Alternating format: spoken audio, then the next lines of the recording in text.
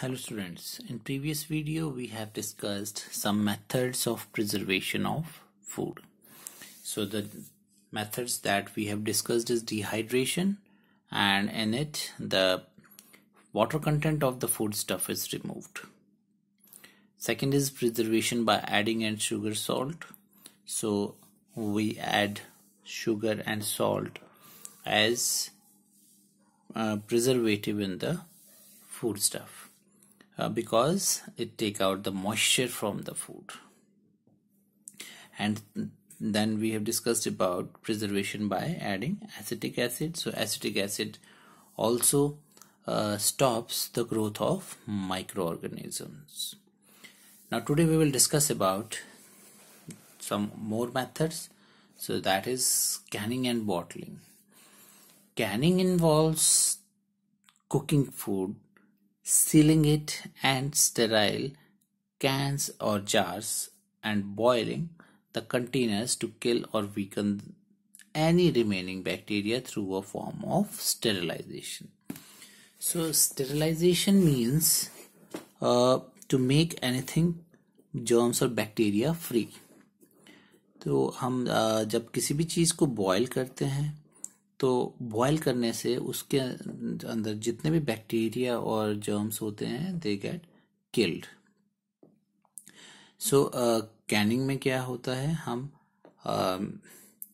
जो फूड को कुक करते हैं, प्रिपेयर करते हैं, then seal them in a sterile cans और जार्स. तो ऐसे जार्स जो कि जर्म फ्री, बैक्टीरिया फ्री होते हैं, उसके अंदर उसको सील कर देते हैं, पैक कर देते हैं. And again and boiling the containers to kill or weaken the remaining bacteria. उसके बाद जब वो सील हो जाता है, बाहर की एयर अंदर नहीं जाती, तो उसके बाद हम उसको फिर से बॉयल करते हैं so that जो रिमेनिंग बैक्टीरिया अगर कोई बच गया है तो उसको वो उसमें खत्म हो जाए. So many fruits, vegetables and meat products are canned to preserve them. So these are the food items that are canned to preserve them. So you can see here the jams and pickles, they are preserved in the bottles and cans. So in canning, what we have to do is we have to sterile the can and jars before putting the things in it, so that जो हमारा food prepare है वो germ free रहे, bacteria free रहे. So in this way we can preserve the fruits, vegetables and many meat products. Next is your pasteurization. It is a process in which the food product is subjected to pressurized heating. Pressurized heating means pressure के साथ किसी चीज को गर्म करना for a short time, थोड़े time के लिए, and followed by immediate cooling. So immediate cooling means एकदम से उसको ठंडा कर देना है. ऐसा नहीं कि उसको आराम से कूल होने के लिए छोड़ दें हम. No, after pressurised heating for a short time उसको हम इमीडिएटली कूल कर देंगे. So temperature used during pasteurization is below 215 degree Fahrenheit, that is 100 degree Celsius. तो जब हम हीट करते हैं, पेस्चराइजेशन करते हैं, तो जो हमारा टेम्परेचर होगा हीट करने का, that is less than 100 degree Celsius. 100 degree Celsius से कम होना चाहिए हमारा temperature. And milk is pasteurized to kill microorganisms. So you know, जब हीट करते हैं या बॉयल करते हैं किसी चीज को, तो उससे जो माइक्रो ऑर्गेनिजम्स और बैक्टीरिया हैं वो मर जाते हैं. However, many more heat resistant organisms only get reduced in number and do not get completely removed. So heat करने से कुछ ऐसे ऑर्गेनिजम्स हैं जो खत्म, मरते बिल्कुल पूरे खत्म नहीं होते, कम जरूर हो जाते हैं. सो वो completely रिमूव नहीं हो पाते. Hence, the pasteurized milk must generally be stored under refrigeration to keep bacterial growth in it under control. So जब भी हम you must have observed कि आपकी मम्मा जब मिल्क बॉयल करते हैं और तो उसके बाद जब वो ठंडा हो जाता है उसके बाद वो रेफ्रिजरेटर में रख देते हैं. अगर वो रेफ्रिजरेटर में ना रखें तो क्या होता है, आफ्टर फ्यू आवर्स वो खराब हो जाता है, फट जाता है हमारा milk. So because after boiling also जो उसके अंदर ऑर्गेनिजम्स हैं, बैक्टीरिया हैं, वो पूरी तरह से खत्म नहीं होते हैं. वो कम जरूर हो जाते हैं पर पूरी तरह से खत्म नहीं होते. और अगर हम उसको ठंडा होने के बाद फ्रिज में रेफ्रिजरेटर में रख लेते हैं तो उनकी जो ग्रोथ है वो स्लो हो जाती है और वो ग्रो नहीं कर पाते लो टेम्परेचर पे. लेकिन अगर हम उसको रेफ्रिजरेटर में नहीं रखते so they start growing very fast और उसको वो मिल्क को फिर खराब कर देते हैं. So that's why the pasteurized milk are generally stored under refrigeration to keep bacterial growth in it under control. In addition to destroying some microorganisms, pasteurization also inactivates some enzymes and increases the shelf life of milk. तो जो pasteurization से microorganisms तो destroy होते हैं, साथ में कुछ enzymes भी जो हैं वो inactivate हो जाते हैं, जिससे कि हमारा मिल्क जो है वो ज़्यादा टाइम तक हम उसको स्टोर कर सकते हैं, प्रिजर्व कर सकते हैं. You must have seen the packets, milk के जो पैकेट्स होते हैं वो फ्रिज में कई डेज तक हम रख सकते हैं एंड वो खराब नहीं होते. सो that is pasteurisation. So pasteurisation में हम क्या करते हैं, प्रेशराइज्ड हीटिंग करते हैं, थोड़े टाइम के लिए प्रेशराइज्ड हीटिंग करते हैं ना, और उसको इमीडिएटली ठंडा कर देते हैं.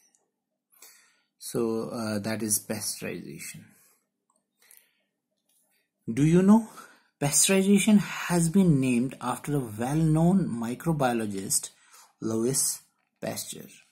Drinking unpasteurized milk is generally not safe as we can get diseases due to the presence of disease-causing microorganisms. We should always drink fresh and pasteurized milk.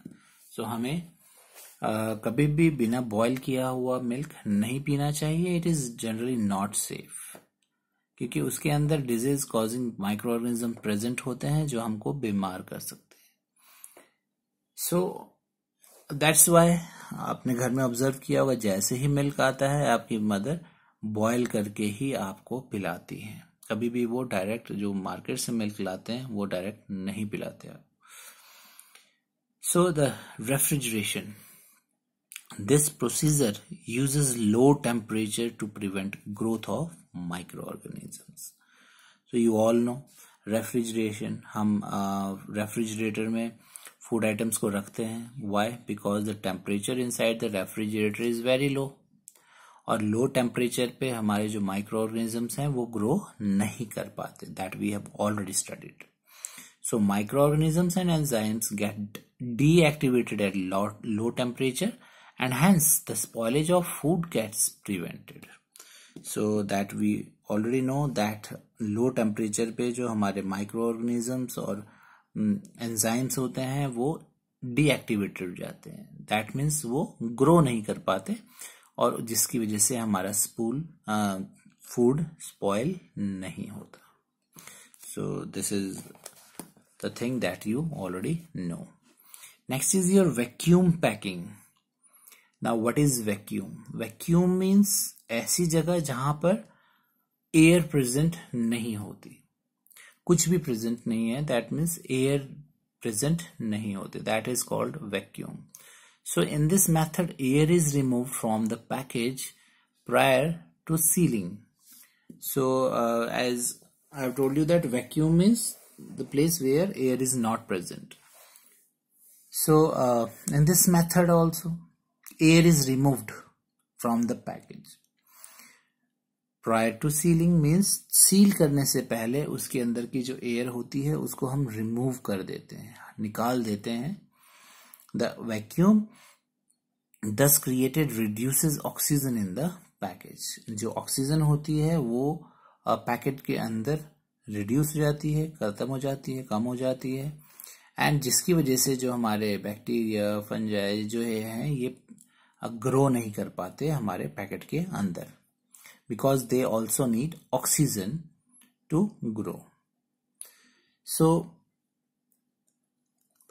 the vacuum thus created reduces oxygen in the package. This limits the growth of bacteria and fungi in the package. तो package में ये grow नहीं कर पाते. And this method is commonly used to store dry foods like cereal, nuts, coffee, cheese and potato chips. So ये सारी चीजें जो है इनको स्टोर करने के लिए हम ये मेथड यूज करते हैं. So I hope it is clear. In vacuum packaging, the air is removed before sealing. Seal करने से पहले एयर को रिमूव कर देते हैं so that जो बैक्टीरिया है वो ग्रो ना कर पाए, because in absence of oxygen they can't grow. Now, do you know foods containing fats and oil change their smell and taste and become rancid in the presence of oxygen. जो हमारे food items जिसमें fats होते हैं, oil होते हैं या तले हुए होते हैं, वो ऑक्सीजन की प्रेजेंस में खराब हो जाते हैं. So manufacturers usually fill nitrogen gas in packets of potato chips and other namkeens to prevent them from becoming rancid. So you must have seen, जब आप चिप्स खाते हैं या जो भी पैक्ड फूड खाते हैं, आपने जितने भी चिप्स के पैकेट्स देखे होंगे उसके अंदर एक हवा भरी हुई होती है. सो वो उसमें क्या होता है कि हमारे जो ऑक्सीजन है, एयर है, नॉर्मल एयर, उसको रिमूव कर दिया जाता है और उसके इन प्लेस ऑफ दैट उसके अंदर नाइट्रोजन गैस फिल कर देते हैं. पोटैटो चिप्स के आप पैकेट्स जब आप खोलते हैं तो उसमें से नाइट्रोजन गैस बाहर आती है और उस नाइट्रोजन गैस की वजह से जो हमारे चिप्स हैं वो खराब नहीं होते, फ्रेश रहते हैं और वो लॉन्ग टर्म तक प्रिजर्व हम उनको करके रखते हैं. So these are the different methods that are used for preservation of foods. In next video we will discuss the importance of food preservation. Thank you.